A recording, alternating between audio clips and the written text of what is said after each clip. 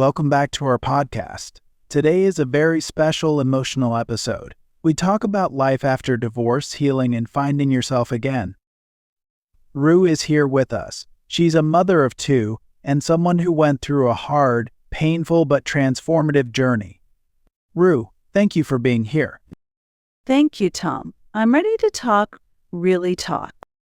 Rue, let's start from the beginning. How did your life feel right after the divorce? Right after the divorce, it felt like my whole world split in half. I remember sitting in the kitchen late at night, the kids asleep, the house quiet, and I felt like I didn't know where to put my hands, what to do with my thoughts, where to go from here. Tom, people imagine divorce as shouting anger, paper, signatures, but the real pain comes later in the quiet moments. You open the fridge and realize you don't know what to cook anymore, because for years you cooked for someone else's taste. As you sit on the bed and feel the empty space next to you like it's a different universe. But you wake up in the morning and there's no good morning, no routine you used to hate but somehow miss.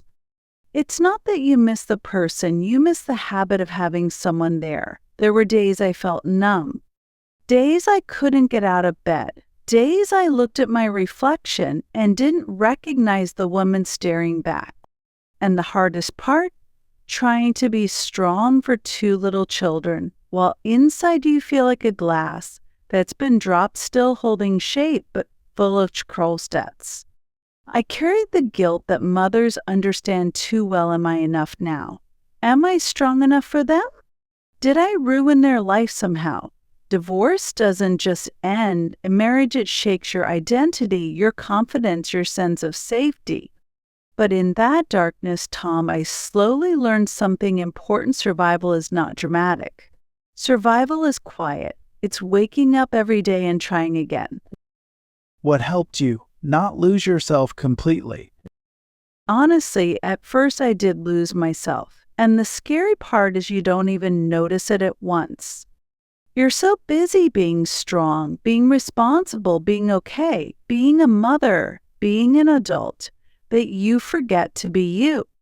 I realized one day that I didn't remember the last time I did something because I genuinely wanted it, not because I had to. So I started very small. I told myself, Rue, you get one moment a day that belongs only to you. Sometimes it was 10 minutes on the balcony with tea. Sometimes just standing in the shower until the water ran cold. Walking alone at night with music in my ears. Or writing a few sentences in my notebook, trying to understand what I felt. And little by little, I started meeting myself again. Not the wife, not the partner, not the woman who was trying to keep a marriage alive, not the one who kept smiling when she was breaking inside, but the version of me before everything became complicated. I rediscovered the things I liked, the books I used to enjoy, the dreams I once had, the places I wanted to visit but never did. My favorite music that I stopped listening to because he didn't like it. I realized I had shrunk myself for so long to fit the expectations of a relationship that I forgot my own shape. So I learned something: you don't find yourself after divorce. You rebuild yourself one small decision at a time. Rue, forgiveness, it's one of the hardest things. How did that happen for you? Forgiveness, it's the mountain everyone sees, but no one knows how to climb. I used to think forgiveness meant pretending it didn't hurt, pretending it was fine, pretending I wasn't angry or disappointed. But forgiveness is not saying it's okay. Forgiveness is saying I choose peace over bitterness. I didn't forgive quickly. I didn't forgive cleanly. I forgave in pieces. It started when I realized I can't keep carrying him into every day of my life, in my thoughts, in my anger, in my memories. If I keep doing that, the divorce never actually ends. So the first step was forgiving myself for not leaving earlier, for staying too long, for giving too much of myself, for trusting too deeply, for breaking down. Then I forgave the version of him I loved because she deserved a peaceful goodbye. And the final step, I forgave the reality, the simple truth he couldn't love me the way I needed. Not because I was unworthy, not because I wasn't enough, but because not everyone is meant to walk with you through your entire life. Forgiveness is not a gift to them. It's a gift to yourself. It's choosing to stop bleeding from the same wound. And anger. How did you deal with that? Anger is heavy, Tom. It sits inside your chest like a stone. There were nights I clenched my teeth so hard I woke up with headaches. Days I felt a burning in my stomach, like my emotions were trying to escape my body. I had thoughts I was ashamed of. I imagined arguments that never happened, comebacks I'd never say out loud. And then I realized something scary. If I don't deal with this anger, it will eat me alive and affect my children too. So I learned to release it safely. I walked. I walked so much that my shoes wore out. I listened to music loudly until the anger dissolved into energy. I wrote letters I never planned to send. Pages and pages of truth, of pain, of words that were stuck in my throat. Sometimes I sat in the car, parked somewhere quiet, and cried until my eyes burned. And then I breathed, deeply, slowly. Until my heart stopped shouting, I kept reminding myself you cannot raise peaceful children while living inside your own storm. That sentence became my compass. How did you let go? How did you forget someone you once built a life with? Letting go isn't one moment. It's thousands of tiny choices. You forget a person not by erasing memories, but by creating new ones that don't include them. I removed the things that triggered me: photos, old clothes, saved messages, gifts.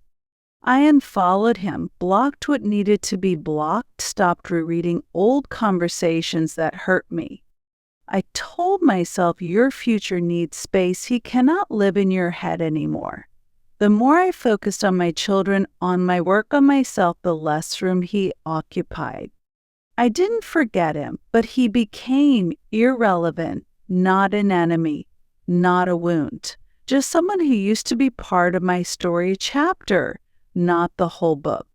And I learned something: you truly let go the day you stop asking why and start asking what's next. That simple shift changed everything. And where are you now, Rue? Emotionally, mentally, who are you today? Today, I am someone I'm proud of. I am calmer, stronger, more honest with myself. I'm a mother who learned to give love without draining herself. A woman who learned she doesn't need anyone to tell her she is worthy. A person who knows that the hardest endings often lead to the most peaceful beginnings. I make plans again. I dream again. I laugh without guilt. I sleep without fear. And maybe the most important part, I no longer ask myself, why wasn't I enough for him? Instead, I ask, why wasn't he capable of loving someone like me? Life after divorce is not about trying to go back. It's about choosing to go forward slowly, softly, bravely. If you could speak to someone listening right now, someone who is hurting, what would you tell them? I would tell them this: your world didn't end, it changed shape. You are not broken. You are healing. You are not abandoned. You are being redirected. You are not unlovable. You are learning to love yourself. Cry if you need to. Rest if you must. But don't give up on yourself. There will be a morning when you wake up and feel light again, a day when the memories don't sting, a moment when you laugh, truly laugh, and realize you're alive again. Healing is slow, quiet, and beautiful. And one day, you'll look back at this version of yourself with pride and say, I survived something that could have destroyed me, and I became someone better because of it. Thank you, Rue, not just for your words, but for your heart. Your story will help so many people. Thank you, Tom. If even one person listening feels less alone tonight, then it was worth sharing.